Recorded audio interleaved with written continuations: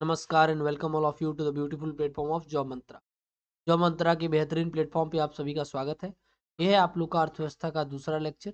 इससे पहले वाले लेक्चर में हम लोग इंट्रोडक्टरी लेक्चर था, इंट्रोडक्शन हम लोग देखें इकोनॉमिक्स का, परिचय लिए इकोनॉमिक्स से, और उससे भी क्वेश्चन जो पूछे गए हैं उनको हमने लगाया है। ठीक है, ये आपका अगला लेक्चर है, इसको बहुत ही ध्यान से समझेंगे।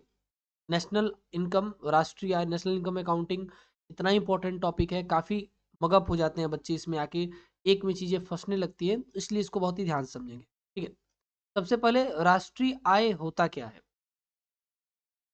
ये तो शब्द से ही लग रहा है, राष्ट्रीय आय यानी राष्ट्र का आय। किसी भी राष्ट्र के आय की जो गणना होती है उसी को राष्ट्रीय आय कहते हैं। और ये काम सबसे पहले भारत में किसने किया था? कौन सा काम? तो नेशनल इनकम कैलकुलेट करने का, राष्ट्रीय आय की गणना करने का काम सबसे पहले किसने किया था? तो ये काम किया था अपने ग्रैंड ओल्ड मैन के नाम से जाने जाने वाले दादा भाई नारोजी ने। और ये बात उन्होंने अपने किताब के जरिए बताया भी, जिस किताब का नाम था poverty and un British rule in India, जिसको 1901 में पब्लिश किया गया था।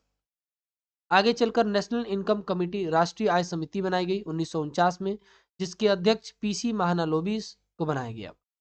आपको मालूम भी होगा पीसी महानालोबिस के बारे में, स्टैटिक्स में इनका बहुत बेहतरीन योगदान भी रहा है। भारत में सर्वप्रथम राष्ट्रीय आय की गणना करने वाले कौन व्यक्ति थे? देखिए एएचसी आरओ में ये 2021 का क्वेश्चन है। तो भारत में सर्वप्रथम राष्ट्रीय आय की गणना करने वाले व्यक्ति कौन थे? तो वो थे दादा भाई नारोजी। दादा भाई नारोजी भारत में राष्ट्रीय आय की गणना करने वाले प्रथम व्यक्ति थे। फैक्टर्स ऑफ प्रोडक्शन यानी उत्पादन के कारक। तो देखिए, अगर आप ही को कल को सोचे कि हमको नौकरी नहीं करना है, हमको तो अंबानी बनना है, हमको बिजनेस करना है, तो किसी बिजनेस को करने के लिए मुख्य 4 चीजें चाहिए: लैंड, लेबर, कैपिटल और एंटरप्रेन्योरशिप। यानी आपको पहले भूमि चाहिए जिस भूमि पर आप काम करना चाहते हैं। दूसरा, आपको श्रमिक चाहिए, लोग चाहिए जिन लोगों की मदद से आप काम करना चाहते हैं। तीसरा, आपके पास पूंजी होनी चाहिए, कैपिटल होना चाहिए जिस कैपिटल को आप लगाना चाहते हैं। और चौथा, आपके पास उद्यमिता होनी चाहिए। उद्यमिता यानी आपके पास बिजनेस करने की कैपेसिटी होनी चाहिए, आपकी वो बुद्धि होनी चाहिए, आपके अंदर आ, वो पोजीशन होनी चाहिए उस बिजनेस के लिए। ठीक, तो आपके पास भूमि होनी चाहिए, और भूमि के बदले आप क्या लेंगे? तो भूमि के बदले आपको मिलेगा किराया। श्रमिकों को क्या मिलेगा? दिहाड़ी मिलेगी, उनको पैसे मिलेंगे। पूंजी के बदले ब्याज मिलेगा, और उद्यमिता यानी इंटरप्रेन्योरशिप के बदले लाभ मिलेगा, फायदा होगा।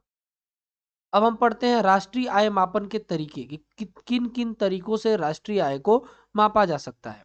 तो काफी ध्यान से समझिएगा, क्योंकि यहीं से होता है अब खेल शुरू। और ये जो हम लोग पढ़े हैं लैंड, लेबर, कैपिटल, एंटरप्रेन्योरशिप, इनकी भी उपयोग अभी होगी। ठीक, तो पहले ध्यान समझ लेते हैं कि ये वैल्यू एडेड मेथड यानी मूल्यवर्धन विधि क्या है, किस तरह से ये काम करता है। ठीक, तो चलिए आपको हम लेके चल रहे हैं खेत में। किसके खेत में? तो कॉटन के खेत में, कपास के खेत में। और चलिए देखिए, आप मान लीजिए कॉटन खरीदने गए, कपास खरीदने गए, सोच रहे हैं हम कपड़े की फैक्ट्री डालेंगे, लिवाइस को टक्कर देना है और किसी को नहीं। तो यान बना, फिर क्लोथ बनेगा, और क्लोथ बनने के बाद शर्ट बन जाएगा। बोलो हाँ या ना? सबसे पहले हमने कॉटन खरीदा। तो कॉटन खरीदा हमने तो कितने रुपए का? मान लो हमने 100 रुपये का कॉटन खरीदा। 100 रुपये का कॉटन खरीद के उस पर काम किया, और उसको काम करके उसका धागा बनाया, जो धागा 200 का है। उस धागे को हमने जब बढ़िया से बुना तो कपड़ा बना। कौन सा कपड़ा? जिससे शर्ट वगैरह सिला जाता है, वो वाला कपड़ा। जो सिला हुआ नहीं है अभी, धागा बस एक साथ गुथा हुआ है। आप देखते हो कि जैसे जो कपड़ा हम खरीद के सिलवाते हैं वो क्लॉथ कहलाता है। तो वही क्लॉथ बना। तो कितने का है? मान लो 400 का है। अब इस 400 के कपड़े को हमने कंपनी के अंदर ही, फैक्ट्री के अंदर ही अपने वर्कर्स से सिलवा के एक शर्ट बनवा दिया, और उस शर्ट का दाम 800 रुपया हो। तो वैल्यू एडेड मेथड में हम क्या करते हैं, देखते हैं कि हर स्टेप में कितना रुपए का वैल्यू एड हो रहा है। जैसे एक कॉटन 100 रुपया से 200 का हो गया, यानी कितने रुपए का वैल्यू एड हुआ? 100 रुपए का। ये धागा 200 से 400 का हो गया, कितने रुपए का वैल्यू एड हुआ? 200 का। और एक क्लॉथ से शर्ट बन गया 400 से 800 का, तो इधर कितना वैल्यू एड हुआ? 400। तो वैल्यू एडेड मेथड में हम इसको देखते हैं, इसको देखते हैं। ठीक, इसी को कहा जाता है वैल्यू एडेड मेथड, या फिर इसी का दूसरा नाम है आउटपुट मेथड। कि कितना प्रोडक्शन हो रहा है, कितना प्रोडक्शन हो रहा है। उत्पादन विधि भी इसी को कहते हैं। इसका दूसरा नाम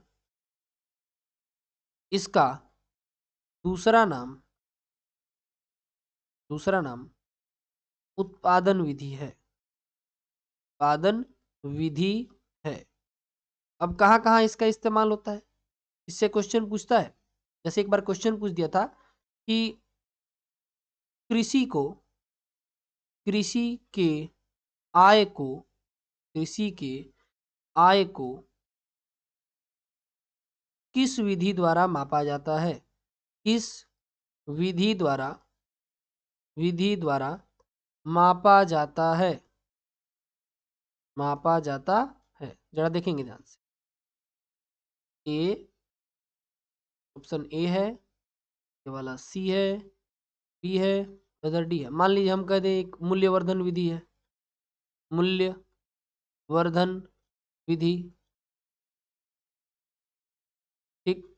एक मेथड व्यय विधि, आपने व्यय विधि तो अभी पढ़ा नहीं, अभी आगे पढ़ेंगे। व्यय विधि, एक बोल दें आय विधि, और एक बोल दें कोई नहीं, इनमें से कोई नहीं। तो आप क्या लगाओगे? आपको मालूम होना चाहिए कि कृषि को भी इसी उत्पादन विधि से ही मापा जाता है, उत्पादन विधि यानी मूल्यवर्धन विधि से ही। तो उसमें हम इसमें लगा देंगे, ठीक, कि कृषि को मूल्यवर्धन विधि से ही मापा जाता है। किस तरह से? तो हम देखते हैं कि हमने खेत में 100 रुपया का बीज डाला, हमने 500 का उसमें खाद डाला, हमने 500 का उसमें लेबर वाला काम किया, हमने 800 का ये वाला काम किया। सबको हम जोड़ देंगे कि 8 5 13, 13 5 18, 18 1 1900 रुपया हुआ। और हमारा कितना रुपया का प्रोडक्शन हुआ? हमारा प्रोडक्शन मान लो 2500 रुपया का हो गया। तो हम 2500 में से इस 1900 को घटा लेंगे, हमारा कितना प्रॉफिट आ गया? 600। तो हमारा कितना कितना रुपए का हमारा आउटपुट मिला है, कितना प्रोडक्शन हुआ है, कितना उत्पादन हुई? तो 600 रुपए का हमारा उत्पादन हुआ, ठीक। इसको मूल्यवर्धन विधि या फिर उत्पादन विधि कहते हैं, और इसका इस्तेमाल हम कहाँ करते हैं? कृषि में करते हैं, ठीक। स्टेप बाय स्टेप सीखने की कोशिश करेंगे, बी इन प्रेजेंट, ठीक।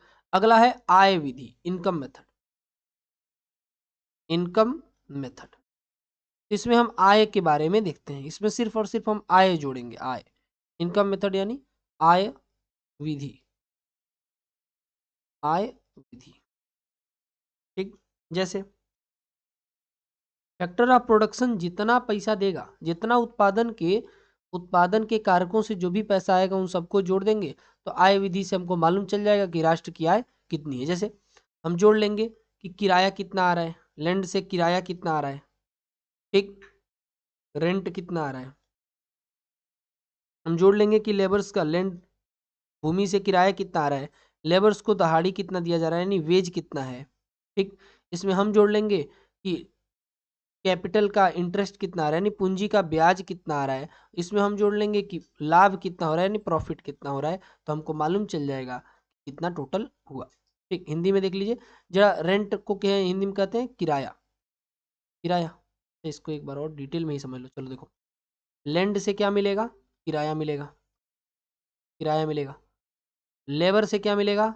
लेबर को क्या मिलेगा? लेबर को हम लोग वेज देंगे, दिहाड़ी देंगे, ठीक। कैपिटल का क्या मिलेगा? इंटरेस्ट मिलेगा यानी ब्याज मिलेगा।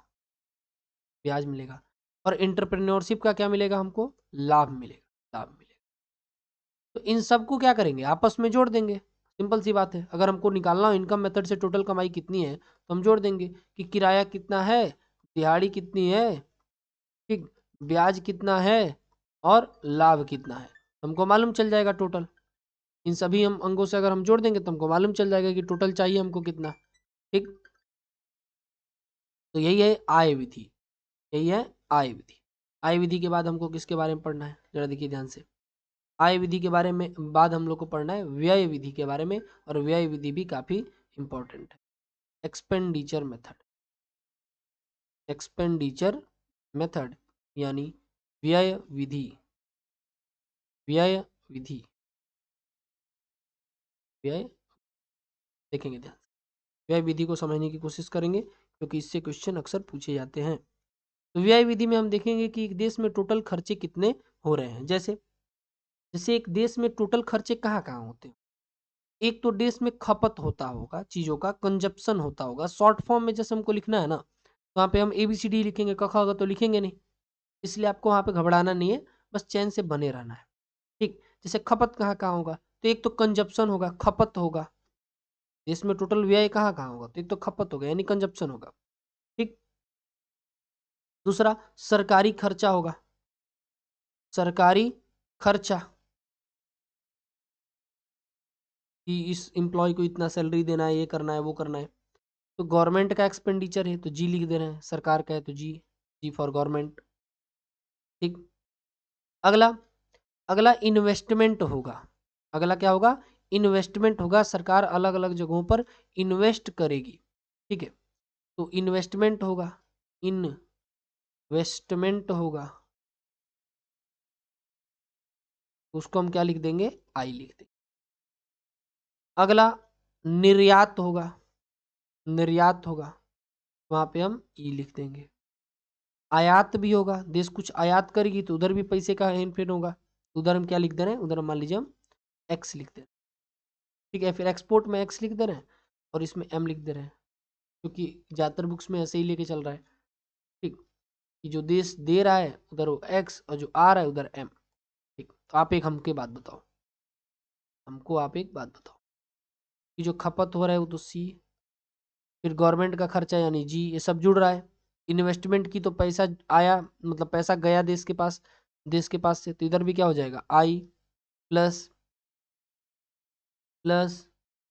अब एक तो एक्सपोर्ट से पैसा देश में आ रहा है और इंपोर्ट से पैसा देश में से जा रहा है, तो जो आ रहा है उसमें से जो जा रहा है उसको हटा देंगे। ये समझ में आ रहा है, जैसे हम कह रहे हैं कि मान लो अगर इंडिया है, ये इंडिया है, तो हम इंडिया से बाहर किसी विदेश से, मान लो यहाँ पे इंडोनेशिया है, हम इधर इंडोनेशिया से क्या किए हैं, मसाले खरीद रहे हैं। तो अगर हम इंडिया से इंडोनेशिया से इंडिया में से इंडोनेशिया से मसाले अगर हम खरीद रहे हैं, इंडोनेशिया से जब मसाला आएगा तो इंडिया से पैसा क्या हो जाएगा, जाएगा इंडोनेशिया में, जाएगा मतलब एम हो रहा है, एम यानी इंपोर्ट हो रहा है, तो पैसा जा रहा है यानी माइनस हो रहा है। ठीक, अब इंडिया अपना कोई सामान बेच रहा है, मान लो सुजुकी मोटर्स अपना यहाँ पे फ्रोंक्स कार बेच रही है, तो यहाँ से क्या हो रहा है, कार जा रहा है। इंडिया से जब कार जाएगा तो इंडोनेशिया वाले इंडिया में पैसा भेजेंगे कि आपका ये कार है, आप अपना पैसा ले लो। एक्सपोर्ट वाला पैसा क्या हो जाएगा, जुटेगा, सिंपल सी बात है। तो याद रखेंगे, इंपोर्ट वाला पैसा घटेगा और एक्सपोर्ट वाला पैसा जुटेगा। ठीक, आयात वाला पैसा घटेगा, निर्यात वाला पैसा जुटेगा। और किसी भी देश को ग्रोथ करने के लिए अपने निर्यात को बढ़ाना चाहिए, अपने निर्यात को बढ़ाना चाहिए कि हमको अधिक से अधिक सामान बेचना है। ठीक, अब जब बात आ गया है सामान का ही, तो जरा सामान के बारे में पढ़ लो, गुड्स के बारे में, यानी वस्तुओं के बारे में। वस्तुओं हो गया ना, वस्तुओं के बारे में जरा पढ़ लो। तो आपका जो भी ये वस्तु है, जो भी ये वस्तु है, सुन लोगे, सुनो जरा, अपना विषय वस्तु देख लीजिए ध्यान से। जो भी आपका वस्तु है वो नहीं तो एक फाइनल गुड्स होंगे, नहीं तो वो अंतिम होंगे, नहीं तो वो इंटरमीडिएट होंगे, इंटरमीडिएट, नहीं तो वो अंतिम, अंतिम वस्तु होगा, नहीं तो मध्य वस्तु होगा। याद रखेंगे इन चीजों को। तो इंटरमीडिएट गुड्स फाइनल गुड्स में क्या अंतर है, फाइनल गुड्स फाइनल है भाई। कभी भी फाइनल गुड्स का मतलब क्या हुआ कि अब कंपनी एक कोई सामान बने, मान लो कंपनी कार बना रही है, वो कार का शीशा बना रही है, तो कार का शीशा हम लेके क्या करेंगे, कार का शीशा हम लेके क्या करेंगे, तो कार का शीशा किस में आएगा, इंटरमीडिएट गुड में आएगा, इंटरमीडिएट गुड में आएगा कार का शीशा, कार का rear view mirror. Until and unless हम बहुत रेयर केस में ही ना उसका इस्तेमाल करेंगे, रोज रोज किसी का शीशा तो फूटता नहीं है, तो कार रियर व्यू मिरर किस में आ जाएगा, इंटरमीडिएट गुड में। अब वो कार का शीशा हम कार में डाल के कस दे रहे हैं, तो पूरा कार अब धीरे धीरे तैयार कर रहे हैं अलग अलग पार्ट पुर्जा को डाल के। अब कार जब हम खरीद रहे हैं, जब हम कार खरीद रहे हैं तो उसमें सब पार्ट्स पहले से हैं, तो वो किस में आ जाएगा, फाइनल गुड्स में। जब कार हमको एक रेडी रेडी कार मिल गया, एकदम ताज़ा ताज़ा तैयार है, तो किस में आ जाएगा, अंतिम मूल्य में, फाइनल गुड्स में। और कभी भी राष्ट्रीय आय गिनते समय हम फाइनल गुड्स को ही देखेंगे, अंतिम चीज़ों को ही देखेंगे। ठीक, ऐसा नहीं कि बीच में से उठा लेंगे। अब पेन का जो रिफिल है, और मान लीजिए पेन का जो खोखा है, जो पेन का देखे हो ना, सिंपल वाला खुला वाला पार्ट, अब उसको हम क्या करेंगे लेके, बिना रिफिल वाले पार्ट को, तो किस में आ जाएगा, इंटरमीडिएट गुड में। लेकिन जब उसमें रिफिल भर के कंपनी हमको दे रही है तो किस में आ जाएगा, फाइनल गुड्स में। ठीक, अभी और भी क्लियर होगा जब हम चीज़ों को पढ़ेंगे अभी। ठीक, तो जरा समझने की कोशिश करते हैं और पढ़ने की कोशिश करते हैं राष्ट्रीय आय से जुड़े चीज़ों को। ठीक, सबसे पहले हम लोग को पढ़ना है सकल घरेलू उत्पाद, जो सबसे आवश्यक है, इससे खूब क्वेश्चन पूछे जाते हैं।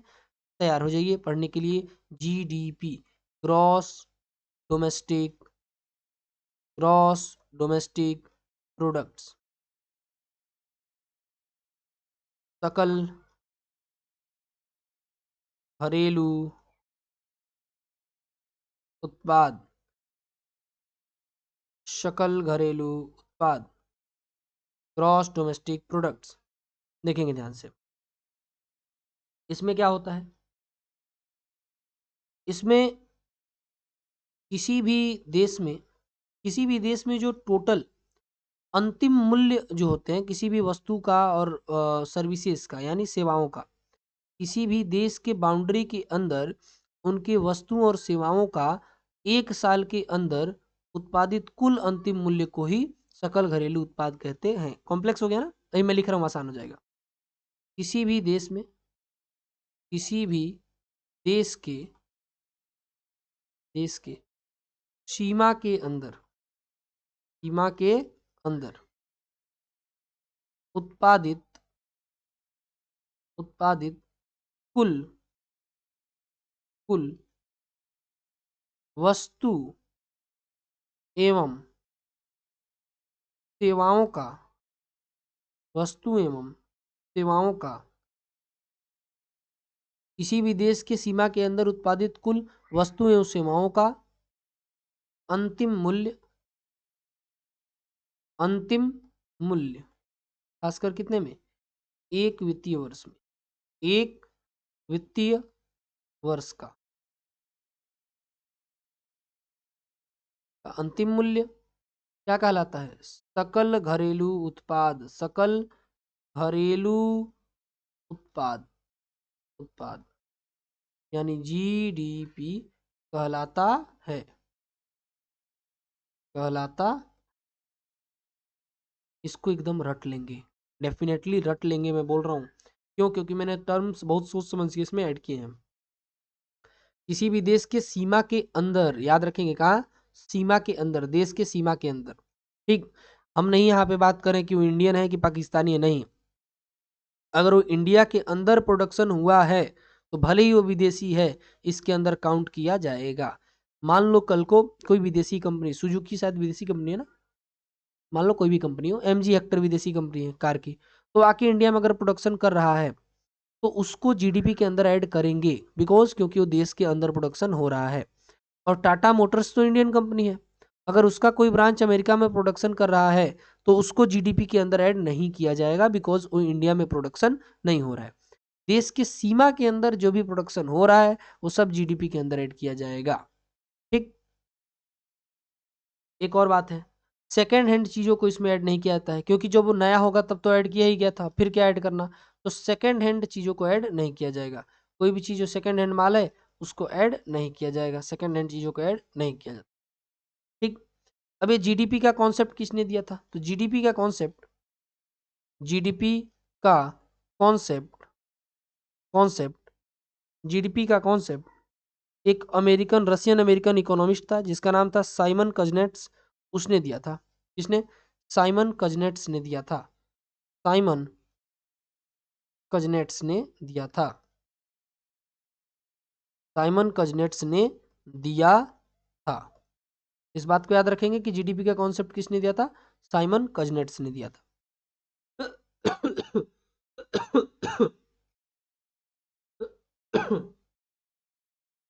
ठीक, तो आपसे मैं अगर मैं क्वेश्चन पूछूं थोड़ा बहुत घुमा फिरा के, तो आप बता लोगे। जैसे मैं पूछ रहा हूँ और एज्यूम कर रहा हूँ कि आप जवाब दे रहे होगे, आप उधर से जवाब देना भी ऐसे ही खुद से देख लेना, सही है गलती है। जैसे जैसे एक विदेशी कंपनी है, कोई बैंक हो, एक कंपनी हो गई, कोई भी कंपनी होगी, मान लो कोई एक विदेशी कंपनी है, हार्ले डेविडसन बाइक बनाती है बहुत बढ़िया। तो मान लो हार्ले डेविडसन ने इंडिया में कोई प्रोडक्शन किया है, हार्ले डेविडसन ने मान लो गुवाहाटी में एक बाइक का प्रोडक्शन हाउस खोला है, वहाँ पे गाड़ियाँ बना रही है, तो क्या उसको इंडिया के जीडीपी में ऐड करेंगे कि नहीं करेंगे? सोच के बताओ। हार्ले डेविडसन एक यूएसए की कंपनी है मान लो, अब उसने गुवाहाटी में गाड़ी बना रही है, तो उसको जीडीपी में ऐड करेंगे कि नहीं करेंगे?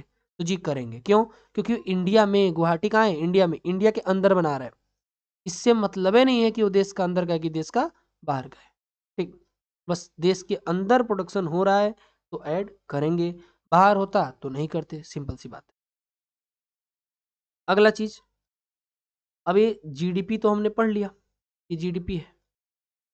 अब इसके बाद क्या पढ़ना है? इसी के जैसा एक और शब्द आता है जीएनपी। क्या आता है वो? GNP, gross national product, gross national products. एकदम शांति से पढ़ेंगे, ज़्यादा बेचैन होके नहीं। पूरा लेक्चर अगर आप शांति से देखते हो तो चीज़ें समझ में आनी तय हैं। ग्रॉस नेशनल प्रोडक्ट्स यानी सकल राष्ट्रीय उत्पाद। ये क्या होता है? सकल राष्ट्रीय उत्पाद। तो इसमें जहां बात हो रहा था देश का, सॉरी सीमा का, यहाँ बात होगा राष्ट्रीय का, मतलब देश का। देखिए, एक साल के अंदर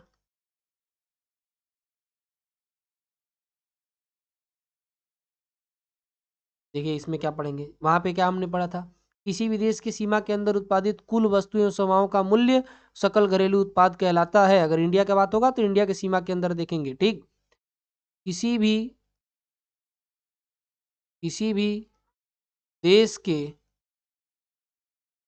के नागरिक नागरिकों के द्वारा द्वारा एक वित्तीय वर्ष में उत्पादित कुल कुल वस्तु एवं सेवाओं का मूल्य सेवाओं का मूल्य सकल राष्ट्रीय उत्पाद सकल राष्ट्रीय उत्पाद कहलाता कहलाता देख लेंगे। किसी भी देश के नागरिकों के द्वारा, और कोई नहीं हो, उस देश का आदमी हो, बस बात खत्म। वो इंडिया में प्रोडक्शन कर रहा है, विदेश में प्रोडक्शन कर रहा है, उससे कोई भी मतलब नहीं है। एक बार और पढ़ लेते हैं पूरा, तब फिर आगे देखेंगे। क्या कर रहा हूं मैं? किसी भी देश के नागरिकों के द्वारा एक वित्तीय वर्ष में उत्पादित कुल वस्तु एवं सेवाओं का मूल्य सकल राष्ट्रीय उत्पाद कहलाता है। इससे मतलब नहीं है कि वो इंडिया के अंदर प्रोडक्शन हो रहा है कि बाहर प्रोडक्शन हो रहा है। मान लो अगर महिंद्रा कंपनी जाके पाकिस्तान में प्रोडक्शन कर रही है तो उसको जीएनपी में ऐड करेंगे। क्यों? क्योंकि आनंद महिंद्रा कहाँ के हैं? इंडिया के हैं, सिंपल सी बात। इसमें सिर्फ इससे मतलब है कि उसकी नेशनलिटी कहाँ है। उसमें क्या देख रहे हैं हम? जीडीपी में हम क्या देखेंगे? जीडीपी में हम देख रहे हैं लोकेशन। जीडीपी में हम देख रहे हैं लोकेशन, कि भाई सुनो अपना लोकेशन दिखाओ तो, कहाँ प्रोडक्शन कर रहे हो? अमेरिका में, चलो नहीं जोड़ेंगे। इसमें हम देखेंगे नेशनैलिटी, इसमें हम देखेंगे नेशनैलिटी, राष्ट्रीयता हम बस देखेंगे। इसमें हम क्या देखेंगे? इसमें हम देखेंगे राष्ट्रीयता। अगर आप भारत के हैं तो आपको ऐड किया जाएगा, भले ही आप इंडिया में हैं, विदेश इंडिया से कहीं बाहर है। ठीक, अगर आप विदेशी हैं, इंडिया में प्रोडक्शन कर रहे हैं, तो आपको इसमें से घटा लिया जाएगा। ठीक, इससे क्वेश्चन पूछता है अक्सर, अक्सर इससे क्वेश्चन पूछा हुआ है कि जरा जीडीपी को और जीएनपी को एक दूसरे से बदलने को। ठीक, जैसे मैं कहूँ कि जीएनपी निकालो, जीडीपी दे दिया है, तो इधर जीडीपी दे दिया है। ठीक, तो सिंपल सी बात है कि जीडीपी में क्या आएगा? जितने लोग भारत के अंदर प्रोडक्शन कर रहे हैं सब आएगा। और जीएनपी में हमको क्या चाहिए? सिर्फ भारतीय लोग चाहिए। तो जो भारत के अंदर विदेशी लोग हैं उनको घटा देंगे, माइनस। क्या घटाएंगे? तो भारत के अंदर विदेशियों की जो कमाई है, ठीक, भारत के भारत में भारत में विदेशी कमाई को क्या करेंगे? घटा देंगे।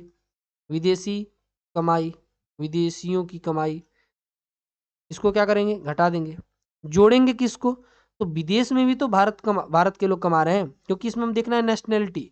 भले ही वो इंडिया के अंदर है, विदेश में है, कहीं भी है। एक बार और सुनिए, जीएनपी में हमको ये देखना है कि इंडियन होना चाहिए।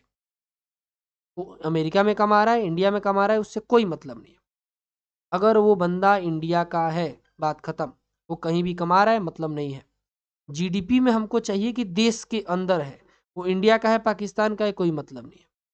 तो अगर जीएनपी निकालना है जीडीपी में से, तो हमको भारत में जो विदेशी कमा रहे हैं उनकी कमाई को जीडीपी में से घटाना पड़ेगा। तो हम जीडीपी में से भारत में जो विदेशी कमाई है उसको घटा दे रहे हैं, और जो भारत के लोग विदेशों में कमा रहे हैं उसको इसमें जोड़ दे रहे हैं। यानी भारत भारतीयों भारतीय भारतीय जो विदेश में कमा रहे हैं, जो विदेश में कमा रहे कमा रहे उनकी कमाई को क्या करेंगे, उनकी कमाई को इसमें क्या करेंगे, जोड़ देंगे। सिंपल सी बात है। इंग्लिश वालों के लिए तो आसान है। जीडीपी में से आप घटा लोगे क्या, जो इनकम अब्रॉड जा रहा है, factor income, income to abroad, abroad income जो जा रहा है, अपने देश से जो भाग रहे हैं पैसा लेके, उनको घटा दो। और जो भारत में पैसे भेज रहे हैं, फैक्टर इनकम टू इंडिया, ये फ्रॉम अब्रॉड हो रहा है, सॉरी टू अब्रॉड हो रहा है, और to India, income from abroad, ये विदेश से जो पैसा भारत में आ रहा है उसको क्या करेंगे, इसमें जोड़ देंगे। ठीक, सिंपल सी बात है। जैसे हम कहें कि इंडिया के अंदर, ये मान लो इंडिया है, तो इंडिया के अंदर इंडिया की जो टोटल कमाई है वो 500 रुपये है। ये जीडीपी है इंडिया की। इस जीडीपी में से 50 रुपये नेपाल वालों का, 50 रुपये नेपाल वाले कमा रहे हैं, और हमको निकालना है जीएनपी। और जो इंडिया से बाहर, जैसे मलेशिया में, पूरी दुनिया में जो भारत के लोग विदेश में कमा रहे हैं वो 300 रुपया कमा रहे हैं। भारत के लोग विदेशों में जाके 300 रुपया कमा रहे हैं। इंडिया में जो इंडिया की जीडीपी है वो 500 रुपये है, जिसमें से 50 रुपये विदेशियों का है। तो हमको अगर जीएनपी निकालना है तो क्या करेंगे, अपने जीडीपी में से इस 50 रुपये को घटा लेंगे कि विदेशी अपना पैसा लेके भाग जाओ, और जो भारत के लोग विदेशों में कमा रहे हैं उनके पैसे को इसमें जोड़ लेंगे, हमारा निकल जाएगा 750 रुपया, बात खत्म। इस तरह से आप कर सकते हो, ज़्यादा वो लोड लेने की जरूरत है नहीं। ठीक, अब एक टर्म आता है डेप्रीसिएशन। डेप्रीसिएशन डेप्रीसिएशन को कहते हैं मुद्राहास। मुद्राहास मुद्राहास हो गया। मुद्राहास कब होता है, तो आप देखते होगे, एक फ़ोन खरीदते हो नया नया 20-30 हज़ार का, समय के साथ उसका वैल्यू खत्म होने लगता है, इसी को मुद्राहास कहते हैं। और इसका इस्तेमाल लगातार पड़ेगा। जैसे हमको निकालना है एनडीपी, क्या निकालना है, एनडीपी। तो सिंपल सी बात है, जीडीपी में से डेप्रिसिएशन घटा देंगे, डेप्रिसिएशन यानी मुद्राहास घटा देंगे। तो आपको ये फॉर्मूला याद रखना पड़ेगा कि NDP is equal to GDP minus depreciation. और एग्जाम में हर बार ऐसे नहीं पूछेगा, एक बार देखो एग्जाम में कैसे पूछा हुआ है। अब देखो पहले खुद से, एग्जाम में क्वेश्चन किस किस तरह से पूछ सकता है। जैसे एक क्वेश्चन हो गया ना, दूसरा क्वेश्चन देखो कि डेप्रिसिएशन डेप्रिसिएशन यानी मुद्राहास मुद्राहास बराबर, ऑप्शंस देखो कितने प्यारे प्यारे ऑप्शंस दिया है, ए बी सी डी। ठीक, अब डेप्रिसिएशन बराबर दिया क्या है, डेप्रिसिएशन बराबर दे दिया है GDP plus NDP, GDP minus NDP, GDP minus NNP, और जीडीपी प्लस एनएनपी। अब जो बच्चा ध्यान से ना पढ़ा हो उसका तो बेड़ा गर्क हो जाएगा, यहाँ पे क्वेश्चन लगेगा नहीं। ठीक, अब इस तरह क्वेश्चंस पूछे जाते हैं। अब 2021-22 वाला पेपर उठा लो, 2021 में जो पेपर हुआ था, देखो इस तरह क्वेश्चंस कितने पूछे हुए हैं। ठीक, तो आपको डेप्रिसिएशन का मतलब मालूम होना चाहिए कि डेप्रिसिएशन का मतलब क्या होता है, मुद्राहास। और कभी भी हमको ग्रॉस से नेट पर जाना हो, जैसे जी है और जी से हमको यन पर जाना है, तो हम डेप्रिसिएशन घटा लेंगे। तो एनडीपी इज इक्वल टू क्या हो जाएगा, जीडीपी में से डेप्रिसिएशन। ये तो याद करने वाला है, इसको तो याद करना पड़ेगा। ठीक, अब मैथमेटिक्स अगर आपने थोड़ा भी पढ़ रखा है तो आपको मालूम होगा कि ये माइनस हो रहा है, तो इधर जाएगा तो क्या हो जाएगा, प्लस। तो इस तरह हो जाएगा कि NDP plus depreciation is equal to GDP. आप इधर बताओ, ये एनडीपी किस में है? प्लस में, तो इधर जाएगा तो किस में हो जाएगा? इस साइड जाएगा तो माइनस में हो जाएगा। तो डेप्रीसिएशन इज इक्वल टू क्या हो जाएगा? जीडीपी में से ये एनडीपी जो है, ये वाला एनडीपी इसमें से घट जाएगा और आपका डेप्रीसिएशन आ जाएगा। जरा देखो कहीं ऑप्शन में है जी, ये वाला है, इसको टिक लगाएंगे। इस तरह से सिंपल सिंपल क्वेश्चंस आएंगे। थोड़ा सा विट का इस्तेमाल करो, बुद्धि का इस्तेमाल करो, हो जाएगा। ठीक, मैं वैसे यहाँ पे भी लिख भी दे रहा हूँ कि ग्रॉस से नेट पर जाने के लिए, नेट पर जाने के लिए डेप्रीसिएशन घटा देंगे, डेप्रीसिएशन घटा देंगे। ग्रॉस से नेट पर जाने के लिए डेप्रीसिएशन घटा देंगे। ठीक, इस बात को एकदम रट लेना है। ठीक है, वैसे जीएनपी आपको ऐसे दे रखा है जीएनपी, और निकालना है एनएनपी, तो कैसे करोगे? फॉर एग्जाम्पल आपको जीएनपी दे रखा है और इससे आपको निकालना है एनएनपी, तो कैसे करोगे? तो जीएनपी में से डेप्रिसिएशन घटा देंगे, सिंपल सी बात। तो क्या निकल जाएगा? एनएनपी निकल जाएगा, नेट नेशनल प्रोडक्ट निकल जाएगा। ठीक, सिंपल सी बात है, ज़्यादा वो सोचना नहीं है, बस यही है। बहुत ज़्यादा सोच के कहीं बिगड़ ना जाए, ठीक हो रहा वो भी गलती हो जाए, ये भी तो हो सकता है। अब एक होता है बाजार मूल्य और एक होता है कारक मूल्य। ठीक, फैक्टर कॉस्ट, जितना लागत लगा है वो वाला लागत मूल्य भी जिसको कहते हैं। लागत मूल्य नहीं, कारक लागत, कर लागत, छोड़ो जो भी हो। तो एक आता है आपका मार्केट मार्केट प्राइस, जिसको हम एमपी यानी बाजार मूल्य कहते हैं। बाजार मूल्य, बाजार मूल्य। और इसको हम समझाएंगे यूरिया से। आप लोग घर यूरिया आ रहा है आजकल, गेहूं की बुआई चल रही होगी। अगला है फैक्टर कॉस्ट। फैक्टर कॉस्ट ये क्या है? ये जो कारखाने में लागत लग रहा है जितना, तो कारक लागत कहते हैं। कारक लागत, ये इसको कहते हैं कारक लागत, शुद्ध Hindi. Factor cost English medium Hindi medium वाले भी रट सकते। देखिए जरा ये क्या होता है। अब हम कहें कि सरकार बोल रही है किसी कंपनी को, सुनो जरा यूरिया बनाओ, तो कंपनी यूरिया बना दी। ठीक, मान लो किसी कंपनी ने बना दिया यूरिया, बाजार में भी आ गया यूरिया मार्केट प्राइस पर। कंपनी में भी अपने फैक्ट्री पर एक मार्केट प्राइस पर यूरिया बना दिया। अब जो कंपनी से बाहर यूरिया निकलने ही वाला था, बाहर ही, कंपनी के बाहर ही बैठे हुए थे सब जीएसटी वाले। सुनो सुनो, रुको जरा, जीएसटी भर के जाओ।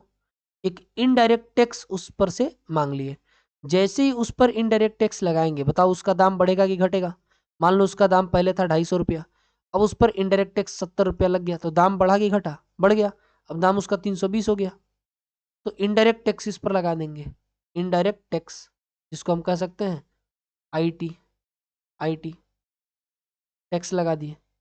अब जब टैक्स लगा दिए तो किसान हल्ला करने लगे कि तुम यूरिया का रेट बढ़ा दिए, सरकार ऐसी है वैसी है। सरकार ने क्या किया, सुनो, 50 रुपया सब्सिडी दे दो। तो सरकार ने क्या किया, 50 रुपया सब्सिडी दे दिया।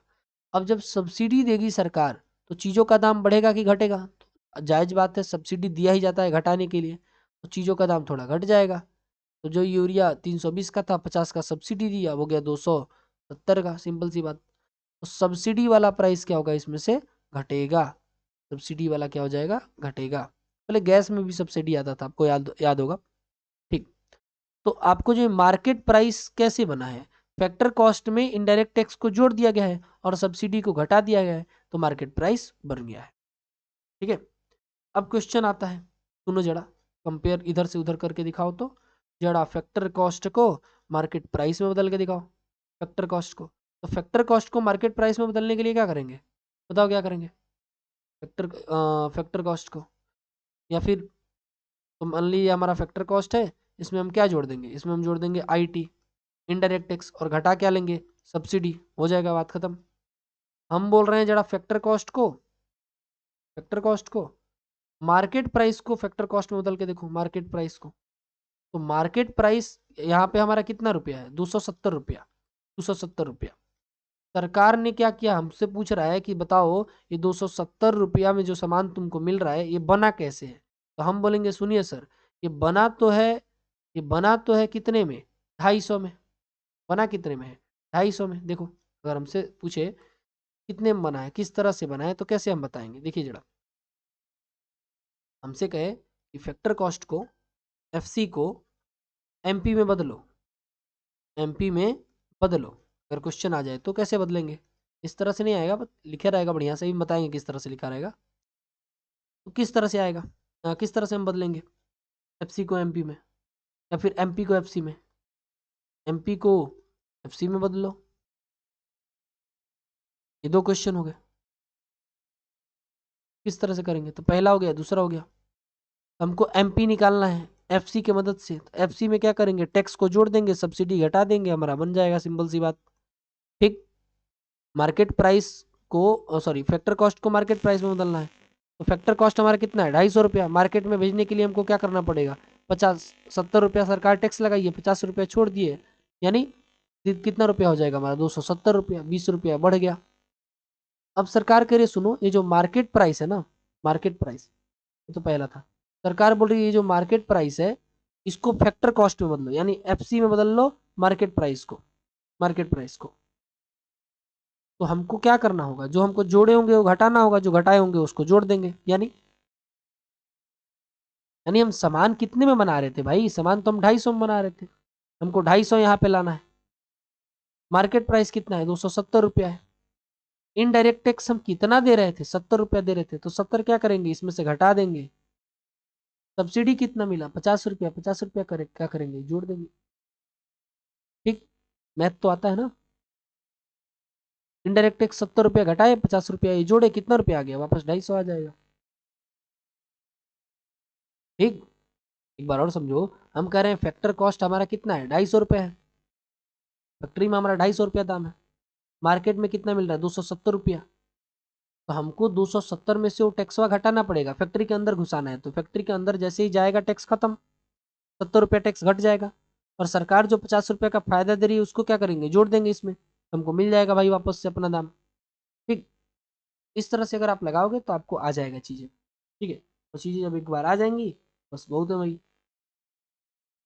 ठीक, अब ये जो जीडीपी है ना, जीडीपी, आप ये भी दो तरह के पढ़ते होगे, एक होता है नॉमिनल, एक होता है रियल। ठीक है, नॉमिनल जीडीपी और रियल जीडीपी। ठीक, तो नॉमिनल जीडीपी क्या होता है और रियल जीडीपी क्या होती है, तो इसी के बारे में पढ़ना है हम लोग को। और थोड़ा बहुत और बचा हुआ है तो इसको हम अगले पार्ट में डिटेल में कवर कर लेंगे। अभी इस पार्ट में भी हम चाहे तो कवर कर सकते हैं, पर वो जल्दी जल्दी में होगा, तो और जल्दी जल्दी हमको करना नहीं है। तो अगले पार्ट में इन चीज़ों को और क्वेश्चंस को दोनों को एक साथ देख लिया जाएगा। धन्यवाद, तब तक आप विशेष रूप से पढ़ाई करें, रिवीजन करें, एग्जाम अपने टाइम से ही होगा, और बस रेगुलर रिवीजन करें।